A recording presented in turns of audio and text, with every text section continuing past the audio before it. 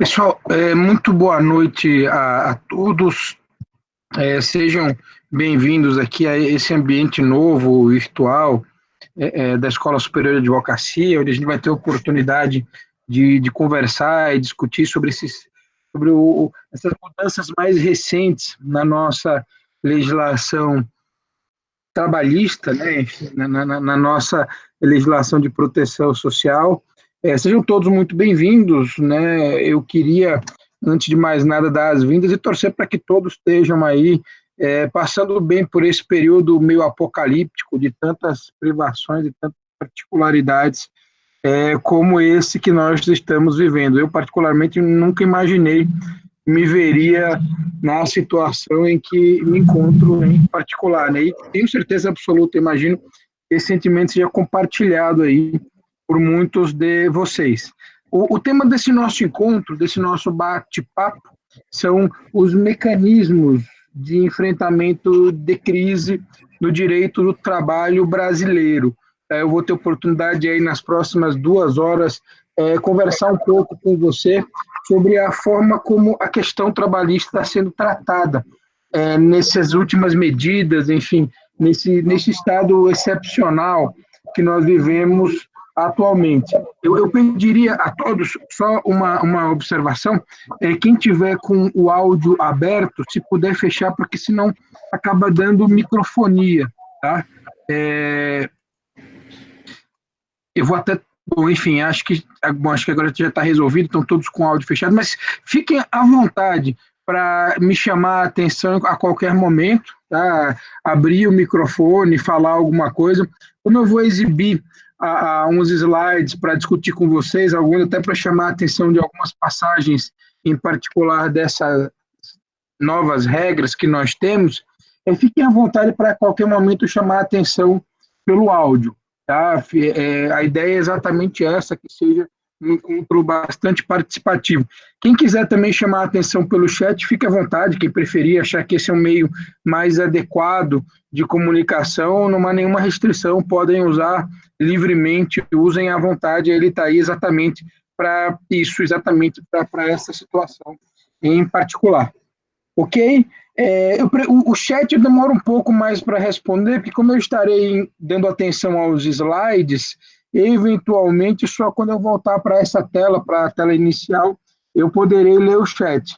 Então, ficamos combinados assim, a qualquer momento vocês podem me chamar a atenção para que a gente volte a discutir em cima de alguma para que eu possa responder as perguntas de vocês e que a gente possa voltar a discutir alguma questão que já tenha passado. Então, vamos lá. Eu imagino que todos tenham vendo os templates, né, os slides aqui da Escola Superior de Advocacia. Né, só relembrando, esse é um curso sobre mecanismos de enfrentamento de crise no direito do trabalho brasileiro. E, normalmente, quando a gente fala em mecanismo de enfrentamento de alguma coisa, né, primeiro a gente precisaria conceituar essa alguma coisa. Eu queria trazer para vocês um conceito clássico, né, para o direito do trabalho de crise, que é de um jurista tcheco, mas, enfim, com reconhecimento internacional, chamado Miroslav Svetska, que num livro traduzido para o italiano, ele uma vez definiu crise da seguinte forma, né, começando pela etimologia, que a palavra crise é de origem grega, crise, e significa o ápice das circunstâncias de uma determinada ação em que se inicia o período sucessivo, o período de mudança em direção ao melhor ou ao pior. A crise pode surgir nos mais diversos campos e se fala, portanto, de crise sanitária, crise política, crise econômica, entre tantas outras, né? E, curiosamente, o que me parece que nós vivemos hoje no Brasil é um somatório, pelo menos, desses 3 tipos de crise, né? A sanitária, a principal, que acaba desencadeando as demais, alguma crise política nessa briga entre governo federal, governos estaduais, enfim, para ver quem assume o protagonismo e o heroísmo nesse momento tão complexo, e a crise econômica que fatalmente nos acompanhará aí pelos próximos meses diante de tanta paralisação na economia. E eu gosto também de uma passagem do professor Amaury Mascaro Nascimento, em que ele chama a atenção para o fato das crises econômicas serem fenômenos episódicos. Em alguns países mais envolvidos, elas são mais episódicas, né? No Brasil, eu diria que são fenômenos absolutamente cíclicos, né? Eu, pelo menos desde criança, convivo com muita regularidade com o solucionar de algumas crises, algum tempo de bonança e logo em seguida outras tempestades, né? Então, assim, para nós eu diria que não é uma coisa tão episódica, ou pelo menos não tão rara, quanto é para alguns outros países, talvez mais amadurecidos politicamente, mais bem estabelecidos economicamente, com menos desigualdade social.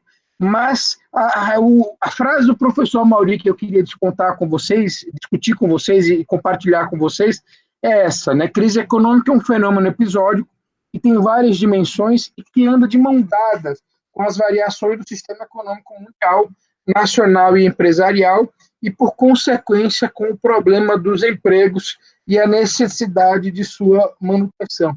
Eu diria que, se não são irmãos, a crise econômica e o direito do trabalho são amigos muito próximos, porque nós, o direito do trabalho, invariavelmente somos postos em xeque, nós somos ativados para analisar, para discutir, para pensar em soluções toda vez que nós nos deparamos com alguma crise de grande repercussão econômica, né? Invariavelmente, em momentos de crise, a gente acaba repensando o direito do trabalho, né? Eu costumo dizer para vocês que na relação entre direito do trabalho e economia, né, a gente, quando nós vivemos momentos de prosperidade econômica, a gente pende a ter mais avanços no direito do trabalho, ou a propensão a buscar mais avanços no direito do trabalho, a tentar aumentar as conquistas, ou, na pior das hipóteses, quando não há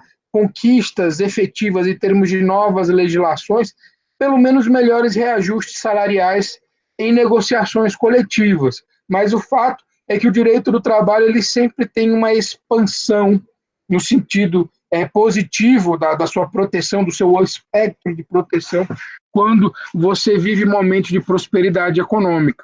Nós vivemos há não tanto tempo assim, durante os anos 2000, naquele período de boom das commodities, de economia brasileira, aquela febre em relação aos BRIC, naquele momento em particular que nós conseguimos chegar a pagar a nossa dívida externa, enfim, viver algum momento, ainda que por um breve, curto espaço de tempo, períodos de pleno emprego, né, com taxas de desemprego baixíssimas. Naquele período nós conseguimos avançar bastante o direito do trabalho. Se o Brasil não vivesse aquela bonança relativamente duradoura ali nos anos 2000, nós jamais teríamos regulamentado o aviso prévio proporcional ao tempo de serviço, a nova lei do motorista, né, a lei 12.551, que trouxe uma primeira regulamentação mais protetiva para o teletrabalho, entre tantos outros exemplos que nós poderíamos citar aqui, né, uma expansão progressista da jurisprudência do Tribunal Superior do Trabalho e por aí vai.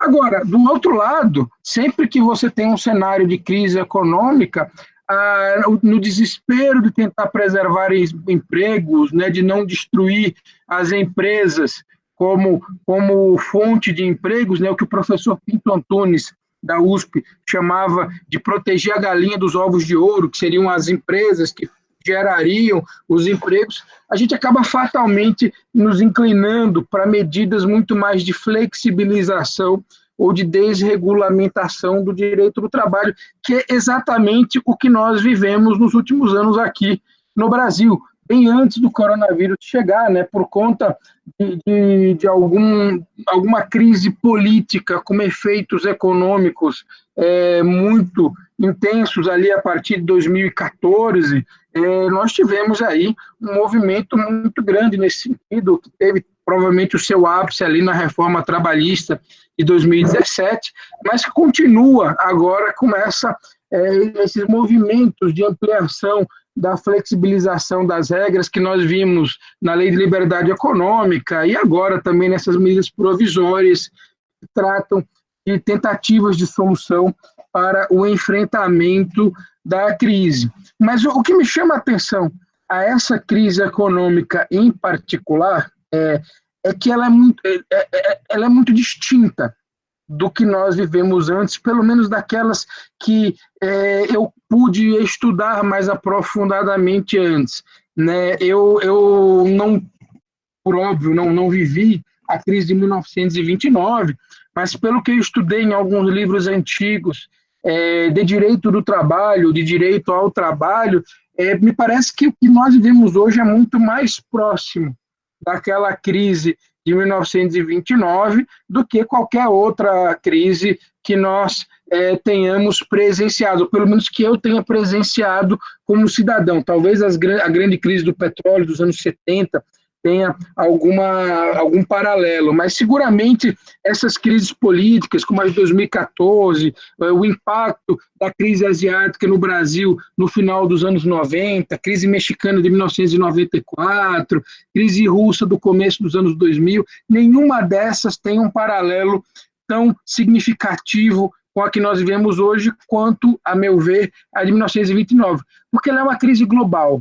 Ela não é uma crise de um país específico, ela não é uma crise de um setor econômico, ainda que um setor econômico importante, como foi a do petróleo, que acabou sendo uma crise muito expansiva, porque o petróleo era efetivamente, naquela época, a base da grande maioria das relações comerciais. O que nós temos é uma crise sanitária que gera uma crise econômica de uma proporção difícil ainda de dimensionar, até porque nós não chegamos no auge dessa crise. E aí, o que eu chamo a atenção de vocês é que é uma crise particular, e em geral, para crises particulares, como essa que a gente vive hoje, você busca remédios especiais. Por que eu digo isso para vocês? Porque eu sempre falei, eu cheguei a escrever isso num artigo publicado num periódico, né, num jornal, na época da crise de 2007, 2008, né, que era uma crise americana e europeia, mas com efeitos intensos no mundo inteiro, talvez um pouco mais suaves naquele momento no Brasil, por conta das reservas que nós tínhamos acumulados nos anos anteriores. Mas, enfim, ao analisar aquela crise, eu cheguei a escrever que em momentos de crise econômica não são o melhor momento de você reformar em definitivo a legislação trabalhista, então não era hora de pensar em fazer um novo projeto de lei, tá? Porque você acaba sempre pendendo para soluções equivocadas, né? E que naquela crise econômica, em momentos como aquela crise econômica, os grandes protagonistas da retirada, da saída, da solução da crise, deveriam ser os sindicalistas e as empresas, ou sindicalistas de empregados e representantes de empresas, por assim dizer. Nessa crise de 2020, me parece que não. Me parece que essa, em particular, ela clama uma ação estatal forte, sob pena das consequências serem absolutamente desastrosas, absolutamente assustadoras. Por que eu falo isso para vocês? Porque a gente vive um grande dilema hoje, né? Se a solução for preservar as empresas, ou se facilitando intensamente a dispensa, ou facilitando suspensões de contrato de trabalho sem remuneração, a gente vai ter um caos no sistema de pagamento do Brasil, porque o trabalhador que só tem como fonte de receita o seu salário, na hora que passar algum período sem receber salários, como foi cogitado na primeira versão da medida provisória, que acabou sendo modificada um dia depois, antes da repercussão. Se você põe um trabalhador assalariado, arrimo de família, 4 meses sem receber os seus salários, ele não vai pagar aluguel, ele não vai pagar a mercearia, ele vai se endividar, ele vai assumir riscos tentando algum trabalho, algum bico nesse período que possam eventualmente colocar em risco a sua saúde e a de outros, mas ele vai entrar numa situação de absoluto desespero. E se forem muito numerosos os trabalhadores que passarem por essa situação, aí a gente pode ter um colapso social tremendo, né? Outro dia vi um dado no Valor Econômico sobre a estimativa de onde a gente pode chegar né, em termos de desemprego com essa crise, e ela é absolutamente assustadora, né? Nós já vivemos um desemprego altíssimo no Brasil, de cerca de 12, 13%, mas alguns analistas acreditam que após passar dessa crise do coronavírus, né, nós possamos chegar a um desemprego de 25 milhões de pessoas. 25 milhões de pessoas num país com população economicamente ativa em torno de 100 milhões, 100 e poucos milhões de pessoas, é 25% dos trabalhadores desempregados. Isso não tem como ser sustentável socialmente, né? A gente vai viver uma guerra civil, ninguém vai sair de casa com medo de furtos, com medo da violência nas cidades, em particular nas grandes cidades. A gente vai viver realmente uma catástrofe social tremenda. Mas também, se o governo apertar, de fato, se o governo apertar, de fato, excessivamente as empresas e elas desistirem de operar ou ficarem impossibilitadas de operar, se elas pararem de funcionar, também a gente não vai conseguir, a gente vai ter um efeito muito próximo, né? Vai gerar demissões em massa e o resultado vai ser tão caótico como o de apertar somente o lado, digamos, dos trabalhadores. E aí, num cenário como esse, me parece que o Estado tem que justificar a sua existência e assumir a dívida para si. Eu falo isso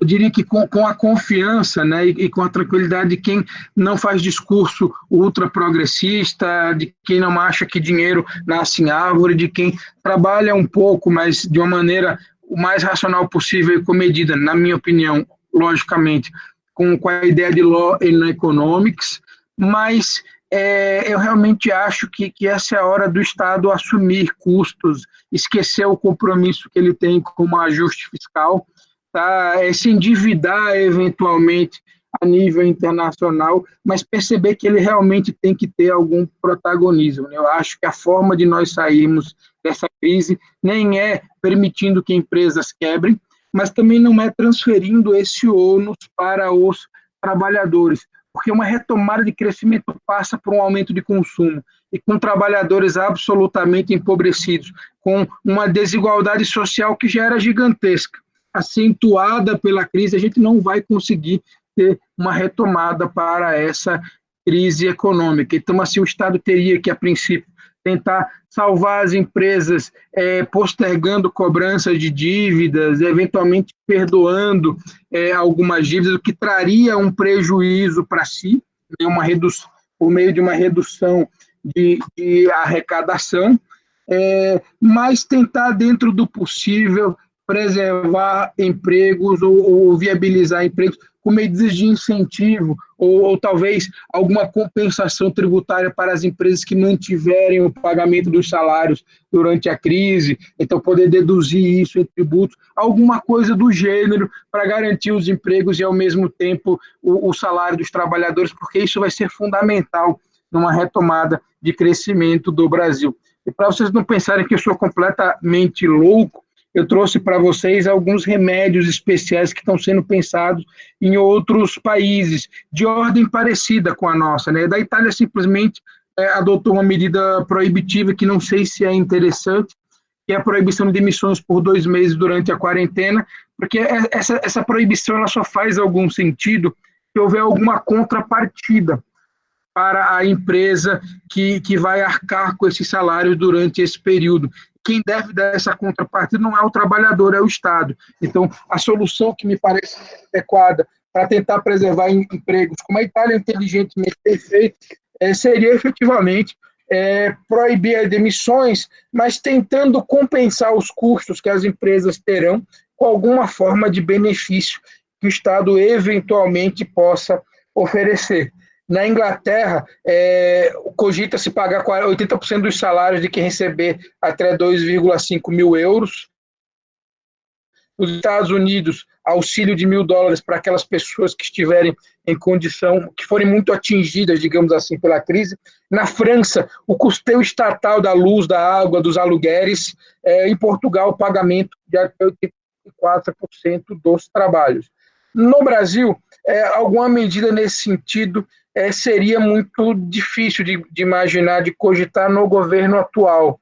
Por quê? Por conta da bandeira liberal que foi assumida, por conta do compromisso liberal que eles têm com quem os elegeram, né, o que o governo tem, com o grupo que está no poder tem, com todos aqueles que possibilitaram que eles chegassem até aí e que efetivamente os elegeram, porque a grande bandeira que o governo atual teria para a sua reeleição era uma retomada, uma promessa de retomada de crescimento, e por meio, entre outras coisas, de um ajuste fiscal, e essas medidas que outros países estão adotando seriam o desajuste fiscal por excelência, né, porque o endividamento do Estado iria aumentar, talvez na mesma progressão geométrica da propagação aí do coronavírus. Então, enfim, são soluções que seriam difíceis de imaginar para o governo brasileiro atual, embora para essa crise em particular, me parece que seriam as melhores soluções. Eu que sempre fui um defensor aí da responsabilidade fiscal do Estado, eu acho que numa situação excepcional como essa que a gente vive, a gente precisa realmente decretar estado de calamidade pública, abrir mão do compromisso fiscal, mas com o propósito de tentar evitar o pior que possível, tanto em termos econômicos, quanto em termos sanitários, quanto em termos sociais. Enfim, mas essa é a minha análise, é um pensamento muito particular, muito pouco provável que pensamento parecido seja compartilhado por alguma pessoa que integra o governo atual, e isso fica muito claro pela proposta de enfrentamento de crise que foi apresentada pela medida provisória 927. Eu começaria chamando a atenção para um fato. Eles não inventaram a pólvora, assim, a grande maioria das questões para o enfrentamento da crise que estão nessa medida provisória, elas já existiam na legislação brasileira, algumas na legislação pré-reforma 2017, outras, de alguma maneira, na legislação pós-reforma de 2017. O que a medida provisória efetivamente trouxe, e de uma forma muitíssimo clara, foi uma flexibilização ainda maior para o manuseio desses instrumentos. Né? Aquela ideia de que, num cenário de crise em que está todo mundo fechado em casa, não dá nem para negociar com o sindicato. Nem dá tempo e nem vão ter condições de uma negociação adequada. Então, você resolve tudo por um contrato individual entre empregado e empregador. Esse é o grande legado que a medida provisória 927 quer deixar para o enfrentamento aí da crise econômica vivenciada e provocada pela crise sanitária causada pela propagação do coronavírus. E, a partir da síntese, a grande motivação da medida provisória é tratar de algumas medidas trabalhistas que poderão ser adotadas pelos empregados para a preservação do emprego e da renda e para enfrentamento do estado de calamidade pública e da emergência de saúde pública de importância internacional decorrente do coronavírus. E a primeira grande modificação que essa legislação traz, que essa medida provisória traz, que eu gostaria de compartilhar com os senhores, de propor uma reflexão coletiva aqui com os senhores, é que a legislação afirma expressamente que o estado de calamidade pública decretada constitui uma hipótese de força maior na forma do artigo 501 da CLT, que é um artigo que sempre esteve lá, não é uma redação recente, não é uma redação introduzida pela reforma trabalhista de 2017. É um artigo da redação original da CLT. Alguém quer fazer alguma pergunta? Eu vi algum microfone fazer ruído, por isso a minha interrupção. Se quiserem fazer pergunta, fiquem à vontade. Tá? Se eu estiver falando muito rápido também, porque são muitas informações para nós compartilharmos, e já se foi 30 minutos aí do nosso encontro, também me avisem, que eu prometo tentar falar um pouco mais lentamente para ser melhor compreendido. Mas esse artigo 501 da CLT, como eu havia comentado com os senhores, ele não foi introduzido pela reforma trabalhista de 2017, é um artigo bastante antigo, ele está praticamente lá desde a redação original da consolidação das leis do trabalho. E nele se estabelece, se define, se entende por força maior todo acontecimento inevitável em relação à vontade do empregador e para a realização do qual este não concorreu, direta ou indiretamente. Os seus parágrafos se encarregam de evidenciar que a imprevidência do empregador exclui a razão de força maior e que a ocorrência de força maior que não afetar substancialmente, nem for suscetível de afetar em tais condições a situação econômica e financeira da empresa, não se aplicam às restrições da lei estabelecidas no capítulo próprio, onde essa questão está inserida. Eu não discordo da afirmação de que o estado de calamidade pública é, sim, uma forma de força maior. Mas o que eu chamo a atenção dos senhores apenas é que há muito tempo que a jurisprudência trabalhista, né, que os tribunais do trabalho, de um modo geral, eles não aceitavam força maior, ou faziam uma interpretação mais estrita possível do que seria efetivamente força maior. Por quê? Porque partiam do pressuposto de que existe uma máxima de construção do direito do trabalho, que nós chamamos de alteridade, né, um dos 5 elementos da relação de emprego, que diz que quem assume os riscos da atividade econômica é o empregador.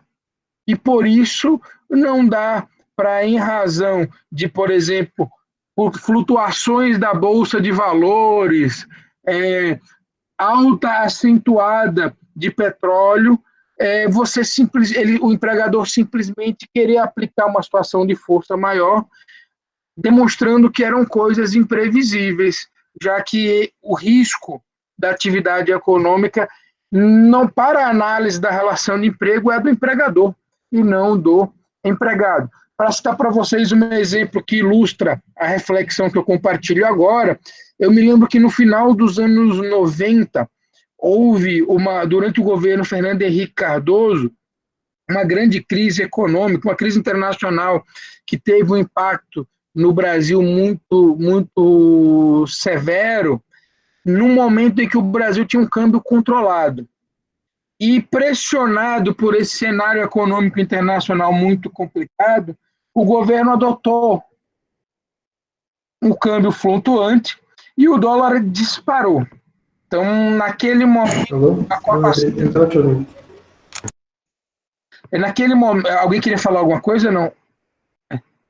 Naquele momento, não sei se alguém se recorda com detalhes, mas o dólar, se eu não me engano, a cotação era 1,20. Aí de um dia para o outro passa para 1,80, 2,3, 2,4, 2,8, e houve uma enxurrada de ações para tentar rever contratos de leasing, adotando a teoria da imprevisão, né, que acredito que a maioria de vocês conhece, é uma teoria desenvolvida na Segunda Guerra Mundial, para tentar justificar que quando você tem descalabros econômicos que impossibilitem o cumprimento do contrato como inicialmente pactuado, esse contrato e esse compromisso subscrito poderia ser ilidido aí por aplicação da teoria da imprevisão, por essa mudança absolutamente brutal e inesperada no cenário em que houve a pactuação, em relação ao cenário em que houve a pactuação, e os contratos de leasing não foram revistos pelas esferas do judiciário, partindo do pressuposto de que essa flutuação cambial não era algo absolutamente imprevisto, ou pelo menos não tão imprevisto quanto faziam crer as pessoas, ou queriam fazer crer as pessoas que tinham entrado com a ação. E na discussão trabalhista, ela foi pelo mesmo caminho também, né? Alguns empregadores fizeram dispensas em massas, né, que pensaram um contingente elevado de empregados e que enfrentaram e que dispensaram eles, pagando menos verbas rescisórias ou reduziram salários com esse fundamento, depois foram acionados na Justiça, fundamentaram no artigo 501 da CLT e seguintes, e a Justiça do Trabalho não acolheu a ideia de força maior por entender que efetivamente o risco da atividade econômica, quem assume é sempre o empregador e não pode ser transferido para o empregado. Agora, fazendo uma análise do que nós vivemos hoje, isso que eu chamei de uma crise muito particular, diferente das outras que eu vivenciei, eu diria para vocês que é uma situação de força maior, sim. Tá? O impacto desse vírus na economia de tantos países no mundo sim, para mim, claramente, entraria no conceito jurídico, pelo menos na imagem que eu tenho, do conceito jurídico de força maior. Não é uma situação previsível como flutuação cambial. Tá? Não é uma situação, não é um risco natural do negócio como o aumentar exagerado do preço do petróleo. É, sim, uma situação de força maior. O problema é que, da maneira como quis afirmar, de uma forma muito sutil, nos primeiros artigos da medida provisória, que o estado de calamidade pública constitui hipótese de força maior, o que o governo basicamente fez foi possibilitar duas coisas sem precisar de negociação coletiva: a redução das verbas rescisórias e a redução do salário sem precisar negociar com o sindicato. E são exatamente os o artigo 502 e o artigo 503, os parágrafos seguintes da consolidação das leis do trabalho. O artigo a medida provisória ela só faz remissão ao artigo 501, que apenas trata do conceito de força maior. Mas na hora que o estado de calamidade ele é legalmente tratado como uma hipótese de força maior, e eu não discordo dessa categorização, eu acho que é, sim, uma situação de força maior. O que o governo efetivamente quer sem fazer maior alarde, sem chamar atenção para esse fato, possibilitar que as dispensas possam ser feitas com desconto de 50%. Porque o artigo 502 da CLT fala exatamente isso. Fala que, ocorrendo motivo de força maior que determine a extinção da empresa ou de um dos estabelecimentos em que trabalha o empregado, é assegurada a este, quando despedido, uma indenização na forma seguinte. A primeira hipótese é para aquela estabilidade que hoje não existe mais, né, a estabilidade decenal de quem passava 10 anos na empresa. A segunda o segundo inciso diz o seguinte: não tendo direito à estabilidade, metade do que seria devido em caso de rescisão sem justa causa. Então, na hora que fez remissão ao artigo 501 para dizer que o governo, para dizer que esse estado de calamidade pública é uma força maior, o que o governo estabeleceu foi que, enquanto durar esse estado de calamidade pública, as dispensas vão ser pagas pela metade. E isso contraria o próprio propósito da medida provisória, que é preservar empregos e renda, segundo o próprio artigo 1º da medida provisória. O objetivo dela é preservar empregos e renda. E o artigo 503, ele legitima uma redução de salário sem necessidade de negociação coletiva, que é bastante controversa, porque desde que eu me deparei com esse artigo pela primeira vez e eu estudei mais aprofundadamente, para mim está muito claro que esse artigo 503 não foi recepcionado pela Constituição Federal, e condiciona a redução de salários à negociação coletiva com o sindicato. Mas, enfim, me parece que também o que quis o legislador foi possibilitar que, em caso de força maior, o prejuízo devidamente comprovados, como é a situação que vive hoje indiscutivelmente, a redução geral do salário dos empregados da empresa, proporcionalmente aos salários de cada um, pode ser de até 50%, respeitado somente o salário mínimo da região. Mas com uma situação particular, essa redução unilateral possibilitada pela força maior, ela acessa, né, os salários retornariam ao patamar anterior, tão logo acabassem os efeitos decorrentes do motivo de. Mas veja, a lei não está falando acabar a força maior. Acabar a força maior é acabar a pandemia, ou o impacto dela no Brasil, acabar o estado de calamidade pública decretado pelo Poder Executivo. O momento é quando forem cessados os efeitos decorrentes da força maior. Ou seja, para alguns setores econômicos esse efeito vai demorar muito, né? Eu acho que para o comércio, de modo geral, e para as indústrias, em sua esmagadora maioria, para o turismo, sobretudo, os efeitos da pandemia vão durar aí por muitos meses em sua sequência. Bom, eu dizia para vocês que a medida provisória ela também não reinventou a pólvora, né? Ela, de certa maneira, intensificou algumas ideias que haviam sido lançadas há algum tempo antes na própria reforma trabalhista de 2017. Uma delas é a ideia de prevalência do acordo escrito sobre a norma coletiva e a lei. Eu nem estou falando de negociado sobre legislado, tá? Estou falando de prevalência de acordo escrito sobre a norma coletiva e a lei. Essa ideia ela está expressa no parágrafo único do artigo 444 da CLT, conforme lhe foi dada a redação pela Lei 13.467.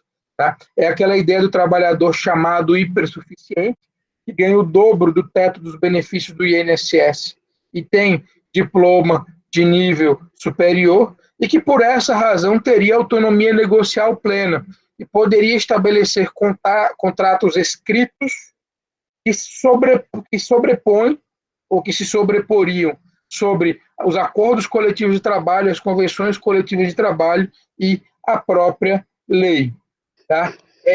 O que a medida provisória faz é ampliar o alcance dessa prevalência do contrato individual sobre a norma coletiva, sobre a legislação. É o que está estabelecido lá no artigo 2º, que diz que durante o estado de calamidade pública a que se refere o artigo anterior, o empregado e o empregador poderão celebrar acordo individual escrito a fim de garantir a permanência do vínculo empregatício e terá preponderância sobre os demais instrumentos normativos, legais e negociais, respeitados os limites estabelecidos na Constituição.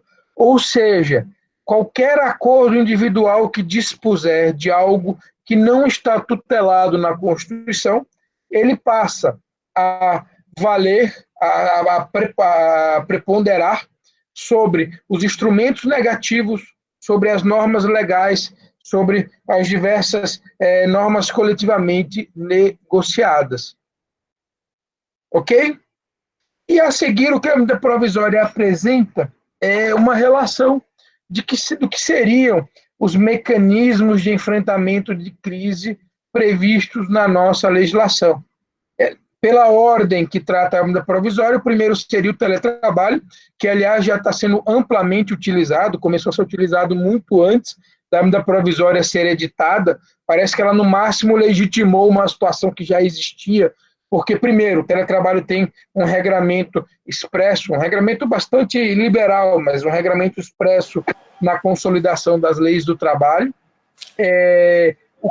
Em relação a esse regramento, né, cotejando as regras da medida provisória, como as regras da CLT, o que a gente percebe é que a medida provisória simplesmente reduziu as formalidades, possibilitando a qualquer momento e de forma unilateral a mudança do regime de trabalho presencial para o teletrabalho, o que já havia acontecido em muitos empregos, na maioria deles, quando a medida provisória efetivamente entrou em vigor.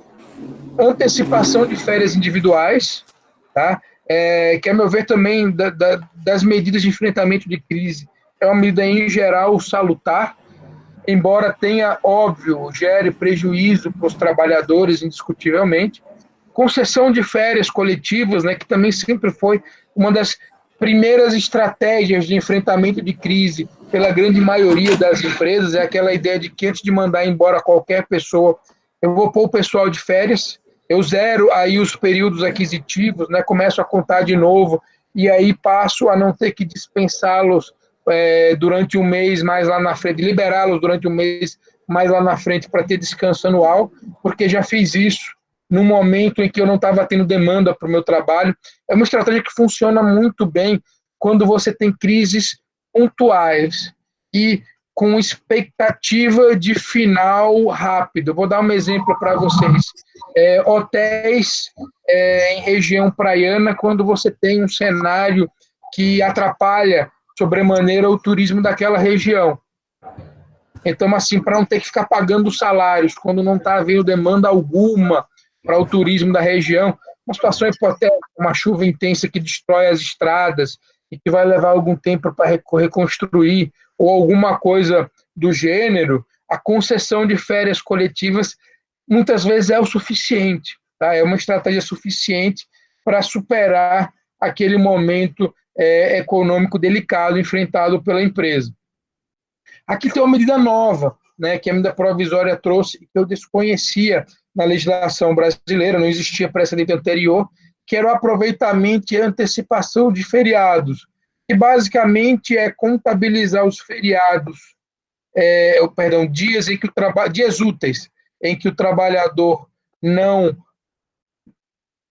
cumpria suas funções agora durante o estado de calamidade pública e compensá-los com feriados que surgirão depois da retomada do trabalho. Basicamente é dizer o seguinte: o trabalhador não vai precisar descansar o 15 de novembro, né, porque o 2 de novembro, o 15 de novembro, o 20 de novembro, porque ele já teve muito mais do que 3 dias de descanso agora durante o período de calamidade pública.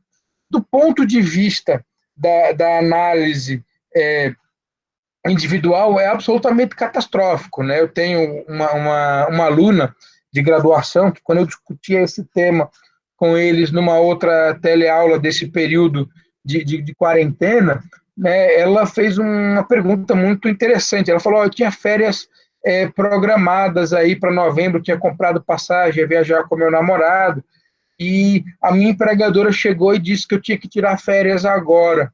E aí eu perguntei, eu disse: não, mas se eu não quiser? E ela falou: você pode passar no RH, pedir demissão e já ir embora e tal. E assim, eu obviamente entendo a indignação da jovem, dessa minha aluna, com o fato de que, porque claramente não é a mesma coisa desfrutar férias em casa de quarentena e viajando com o seu namorado depois de uma espera longa e de mais de 12 meses de trabalho. Mas das soluções possíveis para enfrentamento de crise, essa, por mais que seja muito ruim para o trabalhador, ela é uma das menos impactantes para o mercado de trabalho, uma das menos nocivas para a economia e, de alguma forma, benéfica para o trabalhador, por ajudá-lo a preservar o seu emprego. Tá? Aproveitamento e antecipação de feriados é uma medida nova, que eu nunca tinha visto ser discutida antes, mas talvez vá pelo mesmo caminho, assim como a utilização do banco de horas, enfim, que já estava previsto, mas agora é trazido para a medida provisória com particularidades. Pois não, pois não. Oi, sobre a concessão de férias coletivas, a MP também fala das férias vincendas. Nesse Exatamente. caso, eu fico preocupada com os trabalhadores que podem ser demitidos após, né? Quer dizer, tenta-se no primeiro momento as férias coletivas, o aproveitamento de feriados, tudo, e mesmo assim, quando a gente voltar dessa pandemia, né, quer dizer, a gente vai ter com certeza uma crise muito grande, e aí eu gostaria de saber assim, o que a gente poderia fazer de orientação, quer dizer, antecipa férias vincendas ou não? Quer dizer, que irão vencer. A gente anteciparia ou não? É melhor não antecipar, ou se não houver alternativa, ou é isso a demissão, então deixa antecipar. Bom, Eu acabei de ver a sua pergunta e tem uma outra da Gabriela Cavalcante. Na verdade, eu vou voltar a cada um desses temas, especificamente mais à frente. Mas é em respeito à pergunta que vocês já fizeram, né, em atenção à participação de vocês, eu diria o seguinte: eu acho que vale a pena antecipar, sim, férias vincendas, em especial para situações particulares, pontuais, e que, por alguma razão, se confia um pouco mais em alguma forma de retomada de crescimento num futuro próximo. Então, assim, eu não acho que seja uma medida ruim a antecipação de férias vincendas, não. O problema é que não há nenhum limite para essas férias vincendas. Então, assim, se a pandemia durar 4, 5, 6 meses, você vai antecipar 5 períodos aquisitivos? Então, se o empregado permanecer na sua empresa por mais 5 anos, hoje é uma coisa muito rara de acontecer, mas se o empregado permanecer na sua empresa por mais 5 anos, ele não tira então mais férias, até o último dia de trabalho dele, porque ele já antecipou todas, né? Então, a gente tem algumas questões que não foram tratadas com maior clareza nessa medida provisória. A Gabriela Cavalcante, ela fez uma pergunta, né, sobre a antecipação dos feriados, né, por quanto tempo o empregador poderia aproveitar esses feriados. Pela previsão que a gente tem de duração da, da pandemia, né, que eventualmente durariam 4 meses, numa versão até relativamente otimista, né? Vejam que a China começou a enfrentar um problema em janeiro, hoje tem alguns sinais de melhora, mas ainda não está completamente livre do problema, ainda não voltou à normalidade. Se a gente tiver 4 meses aí, quantos feriados vai ter, né? Porque, de novo, é o mesmo problema da questão das férias.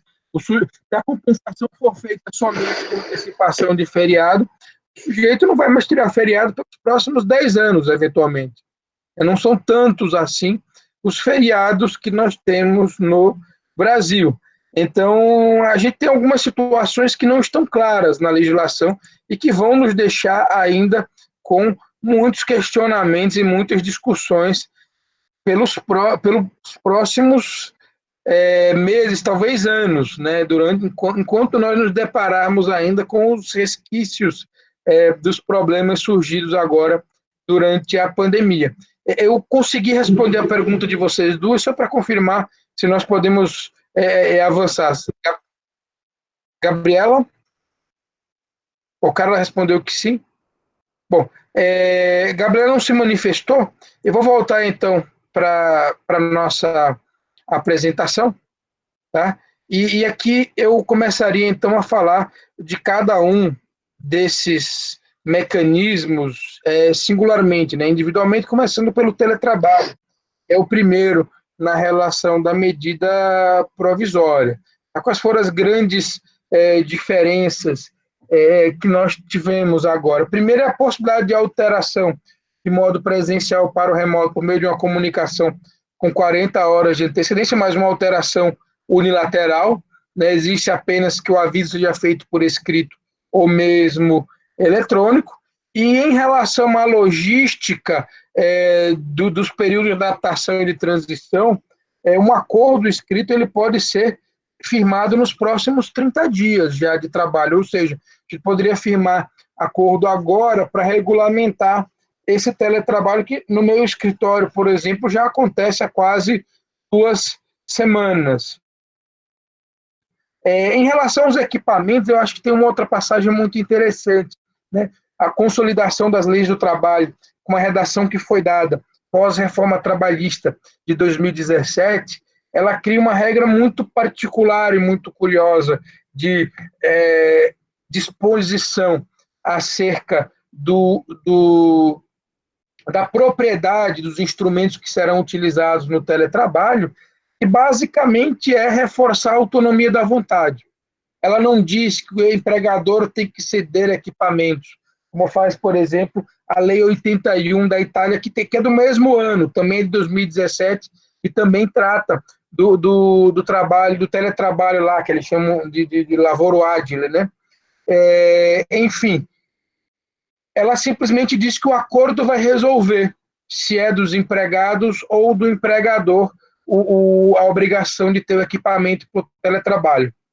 A medida provisória, nesse particular, ela teve um raciocínio interessante e até, de certa maneira, bem razoável do ponto de vista social, que foi dizer que, na hipótese do empregador não possuir equipamentos tecnológicos e a infraestrutura necessária para a prestação do teletrabalho, o empregador fornece os equipamentos em regime de comodato, deixando bem claro que não há nenhum tipo de natureza salarial, e não haveria de qualquer forma, porque é um instrumento de trabalho, claramente, então, mesmo que não houvesse essa vedação expressa pela sistemática do direito do trabalho, não seria considerado um salário-utilidade, por exemplo, um item de natureza salarial.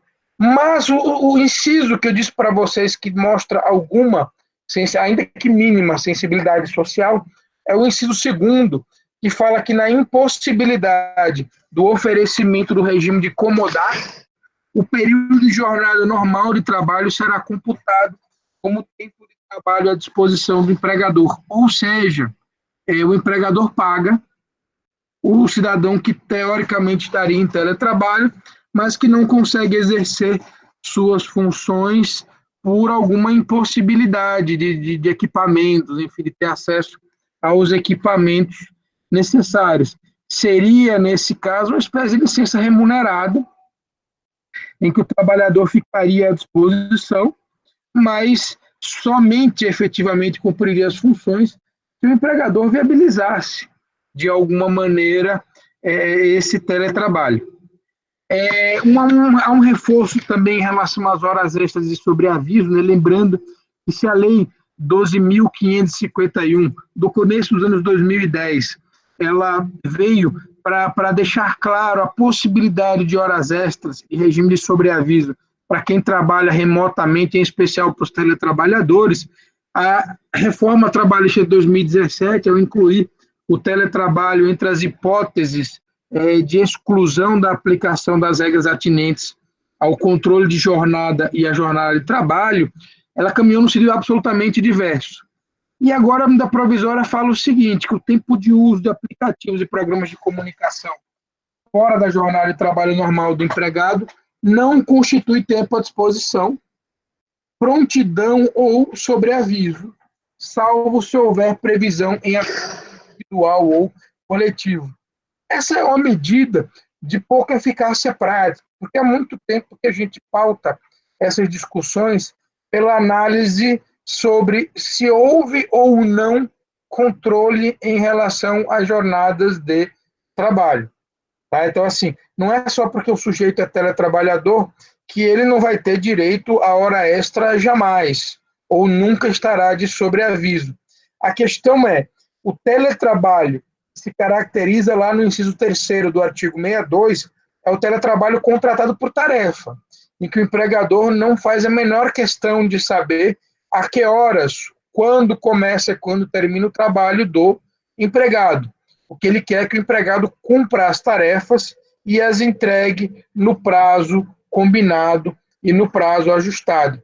Se, ao contrário disso, o empregador controla o tempo do empregado à sua disposição, verificando a hora de login, verificando a hora de logout, não será uma hipótese de exclusão da incidência dos dispositivos atinentes ao controle da jornada. Será claramente uma hipótese de jornada controlada e, portanto, suscetível de pagamento de horas extras, de sistema de sobreaviso, enfim.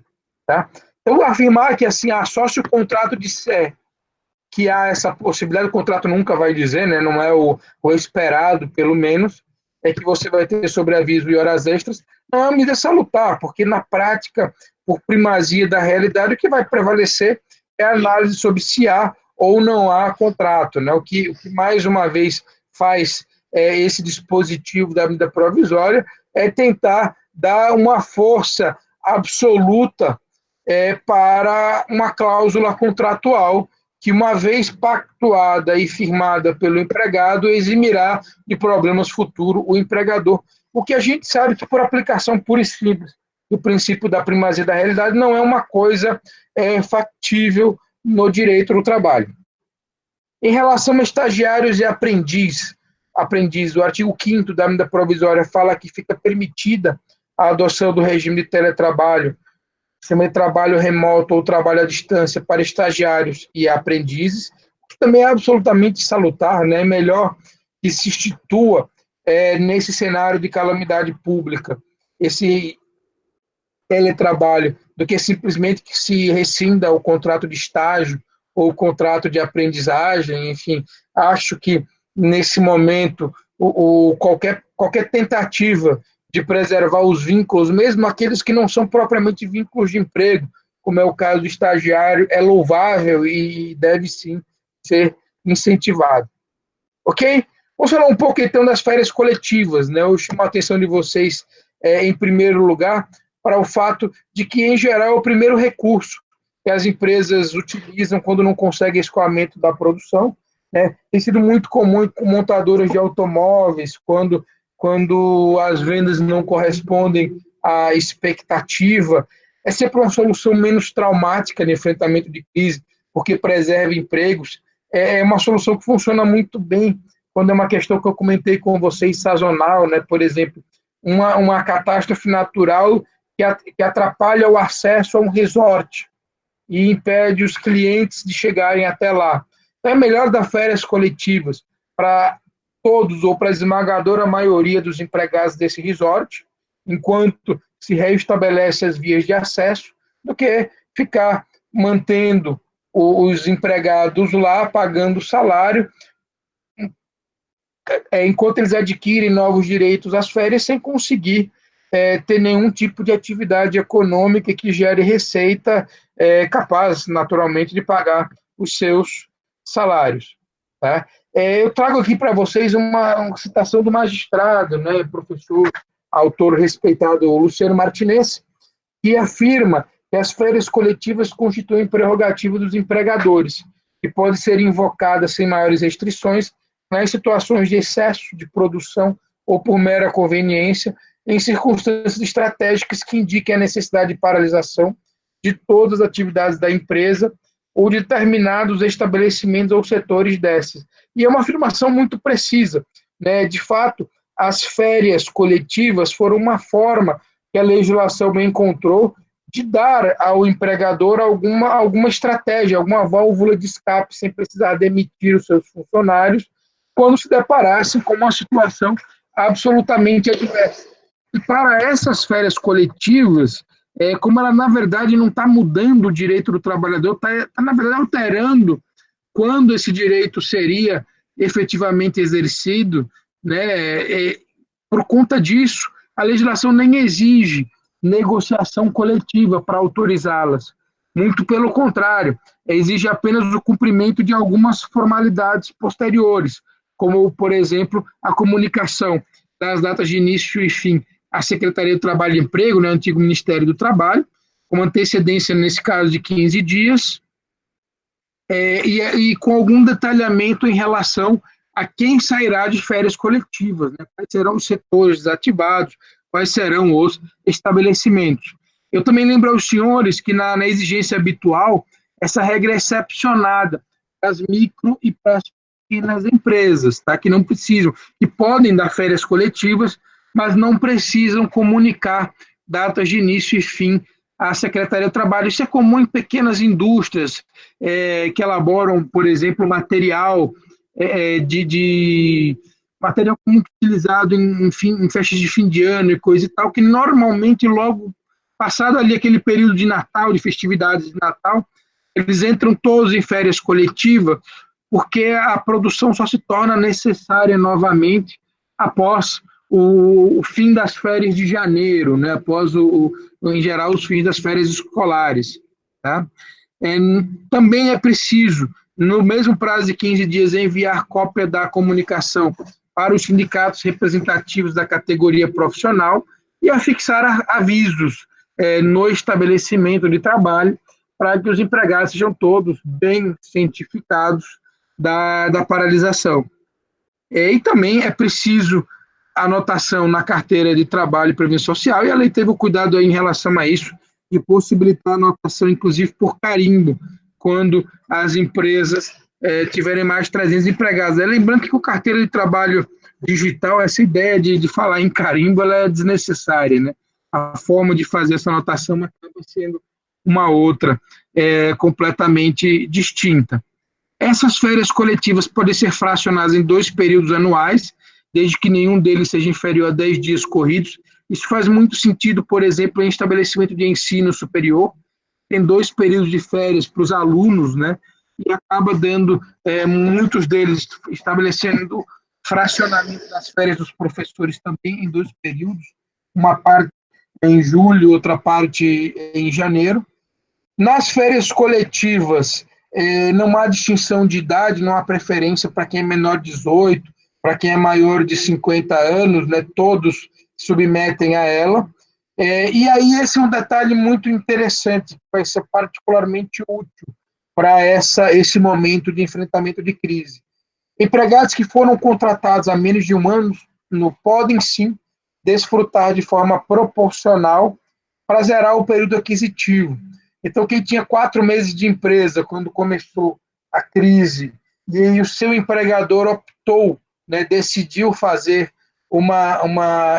decidiu conceder férias coletivas, esse empregado vai desfrutar dos seus 30 dias normalmente e vai zerar o período aquisitivo. Então, vai nascer um novo período aquisitivo para ele, junto com o de todos os seus demais empregadores. É por essa razão que eu tive, inclusive, a oportunidade de conversando com alguns clientes meus que se deparavam com essa discussão,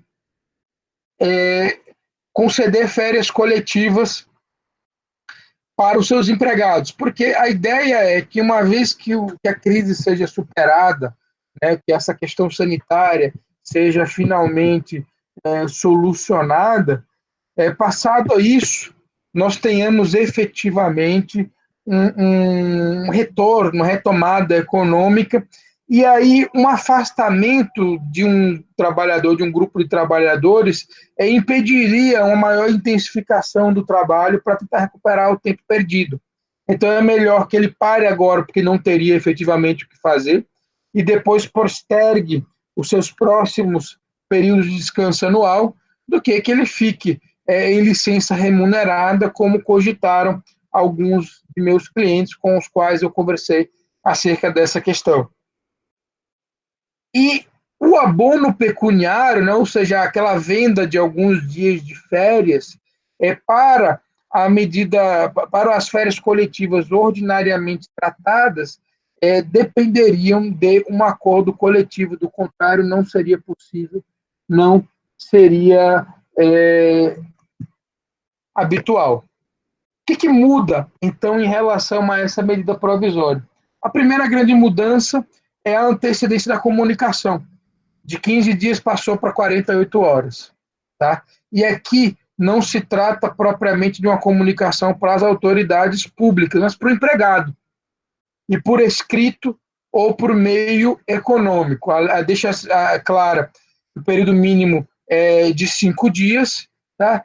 E existe uma regra que, na verdade, é para as férias individuais, mas também serve, a meu ver, na minha interpretação, para as férias coletivas, de postergação do pagamento das férias e do terço constitucional, tá? Para tentar dar algum respiro para os empregadores nesse cenário de crise econômica intensa. O pagamento das férias, que habitualmente é feito antes do início do desfrute, ele passa a poder ser feito até o 5º dia útil do mês subsequente, como se fosse um salário normal desse próximo mês. E o pagamento do terço constitucional até o vencimento do 13º salário no final do ano. A medida provisória também teve o cuidado de falar que a prioridade de concessão das férias, e aí também, a meu ver, tanto das individuais quanto das coletivas, é para pacientes que pertencem a grupo de risco do coronavírus e que não se aplicam aos limites máximos de períodos anuais e tampouco o limite de dias corridos na CLT, não havendo nenhuma necessidade, esse ponto é muito importante frisar, de comunicação ou a sindicato ou autoridades. Essas férias coletivas concedidas na forma da medida provisória, elas seriam feitas em caráter emergencial e diretamente entre empregados e empregadores. Falando então das férias individuais, a antecedência é a mesma, 48 horas, meio escrito eletrônico, período de gozo é o mesmo, aliás, são basicamente as mesmas regras, a não ser aquela questão que a Kelly tinha proposto há algum tempo atrás, de possibilitar a antecipação de períodos futuros de férias, né? Ou seja, o texto fala expressamente que o empregador pode antecipar períodos futuros de férias mediante acordo individual escrito. A meu ver, períodos futuros seriam inclusive aqueles que nem sequer se iniciaram, né? Então, por exemplo, alguém que completa período aquisitivo em outubro, e eventualmente o empregador já antecipa as férias 2020, 2021, que venceriam o período aquisitivo em outubro de 2021 e o concessivo no ano seguinte. Então, essa brecha ela é extremamente ampla e vejam, num cenário em que a gente não sabe exatamente quanto tempo durará a crise, mas estima-se que pelo menos aí uns 4 meses, você pode ter antecipação das próximas 4 férias, né? Com aquele risco que a Kelly chamou a atenção, né? Pode ser um tiro pela culatra. Se você antecipar 4 férias, pagar e depois manda embora o empregado antes, vai fazer o quê? Cobrar uma compensação, porque as férias já foram pagas, do que eventualmente seria pago de verbas decisórias. Essa compensação não está expressamente prevista na medida provisória e creio que não seria vista com bons olhos pela Justiça do Trabalho. Tá? Mas, de toda forma, a lei, o texto, imaginando que ele efetivamente passe a vigorar, que não seja considerado inconstitucional e nem venha a ser reprovado, rechaçado pelo Congresso Nacional, essas férias futuras poderiam ser concedidas agora antecipadamente. Vamos falar um pouco, então, das férias individuais. Tá? Em relação às férias individuais, a grande curiosidade, que eu já comentei até, já antecipei com vocês, é a questão do pagamento feito por elas, né? Esse pagamento que era sempre feito antes do início das férias, justamente para o trabalhador poder desfrutar de uma forma mais tranquila e que sempre gerava uma surpresa, né, para o trabalhador de primeiro emprego, que saía nas suas primeiras férias e que de repente percebia que depois que ele desfrutava as férias, o primeiro pagamento posterior às férias era quase nada. Ele era surpreendido com um depósito mínimo ali na sua conta corrente, no máximo de um ajuste, né? Exatamente porque esse pagamento ordinariamente é feito antes do início do desfrute das férias. Tá? Agora, o que houve de pagamento diferido com base nessa nova regra? A possibilidade do pagamento do terço ser feito até a data da gratificação natalina, no final do ano, e a possibilidade do pagamento outro, né, do pagamento regular, que é o salário do mês, ser feito exatamente quando seria feito o salário do mês, se o empregado de férias não estivesse. Se ele estivesse efetivamente na ativa, que é aquele prazo do 5º dia útil do mês subsequente à prestação dos serviços. Legal? A legislação também teve a preocupação de afirmar que eventual requerimento por parte do empregado de conversão de um terço de férias em abono pecuniário, ele estará sujeito à concordância do empregador, né, o que é uma afirmação sempre um tanto quanto desnecessária, mas, enfim, por alguma espécie de reforço desejado, o empregador poderia, enfim, combinar com o empregado, se explicitou que o empregador pode combinar com o empregado esse pagamento do chamado abono de férias, né, a venda de alguns dias de férias. Pessoal, eu parei rapidamente aqui a exibição, justamente para consultar os chats, eu vi que tinha algumas mensagens aqui, Deixe-me verificar aqui algumas manifestações. Acho que eu voltei demais aqui.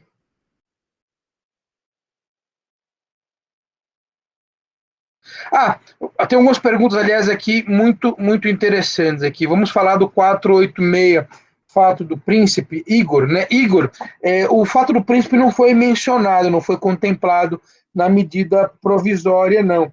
E honestamente falando, né, por mais que nós discutamos aqui que há determinações do governo de fechamento, de estabelecimentos e tudo mais, me parece que, em termos de conceituação jurídica, por tudo isso ser provocado por uma medida, por um fato natural inesperado, que tem forçado medidas muito drásticas e duras do Poder Executivo, do governo, é muito mais uma situação de força maior do que propriamente de fato do príncipe. Tem uma pergunta também interessante da cláusula, da Carla, né? Se nós poderíamos aplicar na presente crise o artigo 503 da CLT, mesmo com uma vedação do artigo 7º, inciso 4º da Constituição Federal. Eu entendo que não.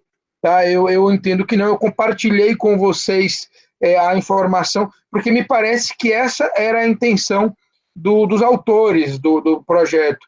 Mas o meu pensamento, o meu entendimento é que não seria possível aplicar, porque a Constituição é muito clara no sentido de condicionar a redução de salários à existência de uma negociação coletiva prévia com o empregador.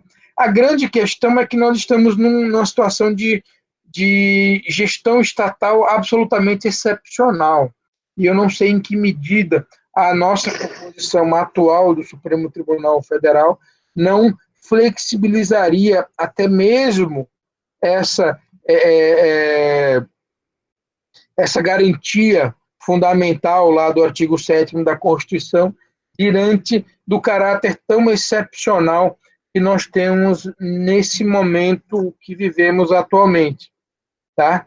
Então, apesar de eu entender que não seria constitucional, eu tenho sinceras dúvidas se eventuais reduções unilaterais feitas durante a crise, com base no 503, não serão respaldadas pelo judiciário trabalhista, ou talvez por parte dele e por outra parte afastada aí, rechaçada.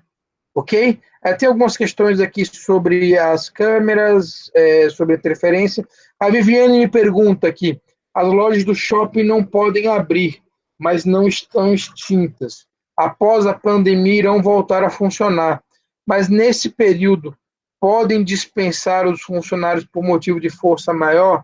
Olha, me parece que esse foi o desejo do empregador ao afirmar expressamente que estado de calamidade pública é uma força maior na forma prevista e regulamentada no artigo 501 e seguintes, lembrando que o 502 fala da possibilidade de pagamento de verbas rescisórias com redução de salário. E aí ela reforça, né, mesmo se a empresa não sendo extinta em caráter definitivo, eu entendo que sim, mesmo não sendo extinta em caráter definitivo, pela interpretação que está sendo dada pela medida provisória, imaginando que ela não seja fulminada, que ela não seja considerada inconstitucional ou rechaçada pelo Congresso Nacional, a medida provisória expressamente respaldou foi essa possibilidade de dispensa. Bom, e aí a Carla reforça, no momento pode se demitir por força maior, mesmo que o estabelecimento fique aberto, pela leitura da medida provisória, que expressamente afirma que esse estado de calamidade pública é uma situação de força maior, eu não vejo outra interpretação, Carla. Eu entendo que sim, que é possível a demissão e ainda com pagamento de verbas rescisórias reduzidas, né? Bom, aí aqui algumas manifestações ainda sobre o microfone, né? Microfonia. A Gabriela fez aquela pergunta que eu acho que já respondi, né? Sobre a medida provisória. Em relação às férias coletivas, a CLT traz que é possível conceder a todos os empregados determinados estabelecimentos ou setores da empresa. Na situação atual, há alguma flexibilização disso? Como, por exemplo, conceder férias coletivas a X funcionários sem que trabalhem necessariamente no mesmo setor? Eu entendo que sim. Eu entendo que você pode, pelo regramento da medida provisória excepcional, como ele não traz condicionantes ligados a setor, estabelecimento ou função, você poderia dispensar apenas parte, ou, perdão, dispensar não, conceder férias a apenas parte dos trabalhadores e não a todos. Boa pergunta. A Gabriela novamente pergunta: para caracterizar que o empregado está no grupo de risco, é necessário um atestado médico? Então, por que esse grupo entra na prioridade ao invés do afastamento do médico comum? Não necessariamente, Gabriela. Eu acho que há, por exemplo, um grupo de risco reconhecido que são as pessoas com mais de 60 anos.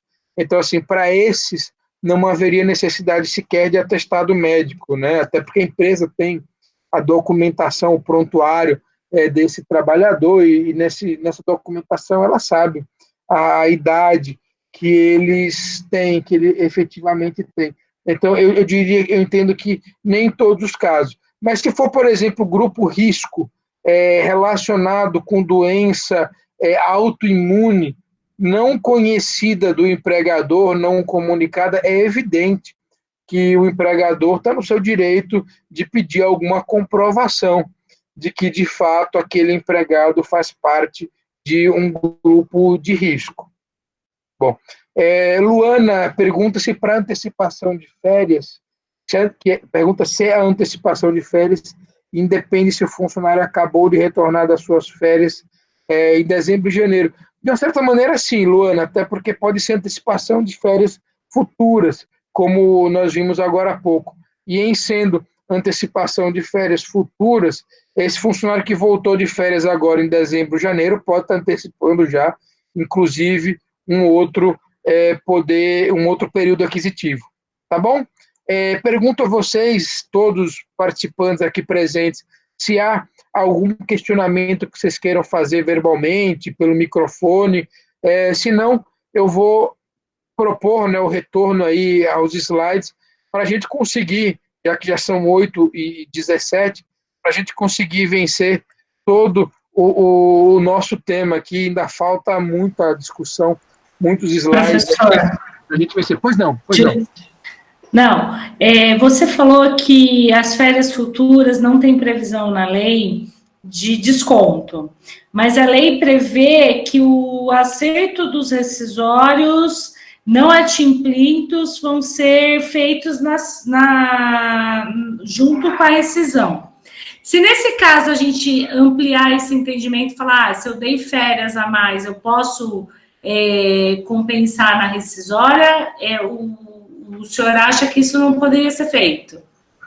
Não, acho que não tem previsão dessa compensação, não. Tá?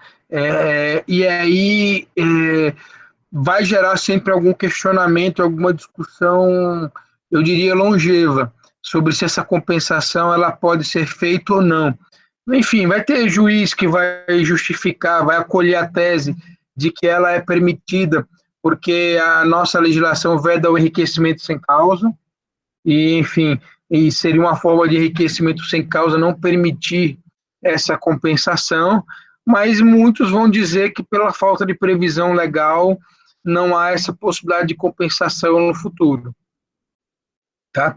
Eu sou da opinião que não sendo suficiente as férias coletivas, porque a crise tende a durar mais do que os 30 dias habituais de férias, vale a pena o empregador cogitar outras alternativas. Mas, assim, antecipar férias futuras de alguém que pode depois ser dispensado para tentar compensar esse pagamento, um eventual verba rescisória, eu vejo um risco muito elevado, muito significativo de dispensa, não digo de dispensa, de problemas futuros, né, de ações, de questionamentos judiciais em relação a essa medida. Ok? Respondi sua pergunta? Eu vou interpretar o silêncio como sim, tá? E aí a gente vai falar um pouco sobre aproveitamento e antecipação de feriados, tá?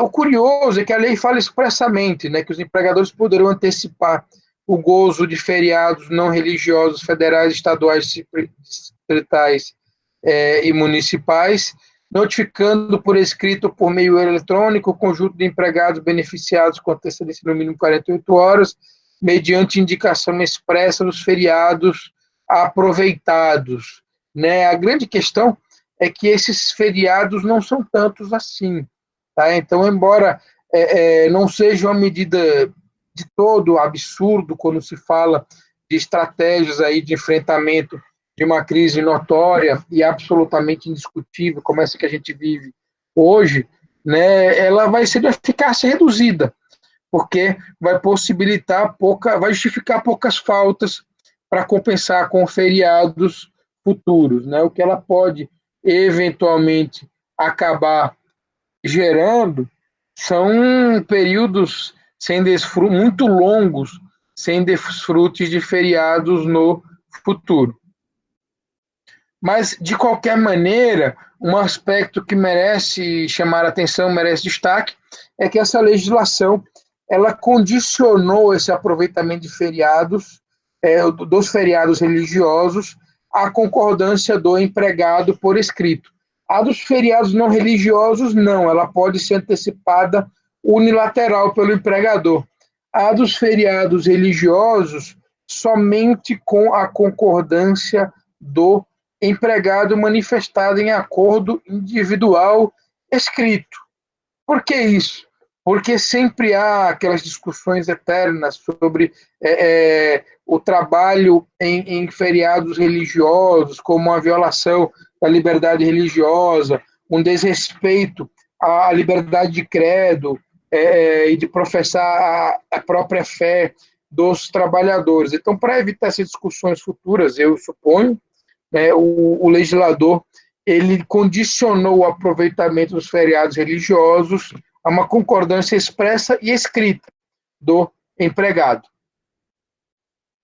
Se não tiverem perguntas, vamos falar um pouco, então, sobre banco de horas, tá? E na verdade, o que a lei fala é de um regime especial de compensação de jornada por meio de banco de horas, que pode ser por acordo individual formal.